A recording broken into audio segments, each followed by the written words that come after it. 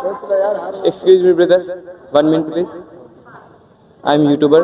सो भाई ने मुझे चैलेंज दिया है कि चंडीगढ़ से राजस्थान पब्लिक के पैसे से जाना, तो उसमें आप कुछ हेल्प कर सकते हो हमारी?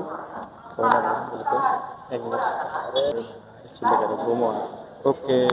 अरे भाई बहुत बहुत, आपका क्या नाम है? मेरा मैडी। मेडी। ओके मेडी भाई, थैंक यू। अपना नाम हाँ राहुल लव। पूछता था यार। हाँ इंस्टा दोनों पे। Thank you. भैया ने 100 रुपये की मदद की है हमारी। 1 minute please. I am YouTuber. Yes. तो हमने एक चैलेंज दिया है चंडीगढ़ से राजस्थान पब्लिक के पैसे से जाना, तो उसमें आप कुछ हेल्प कर सकते हो? हमारी ब्लॉग शूट हो रहा है।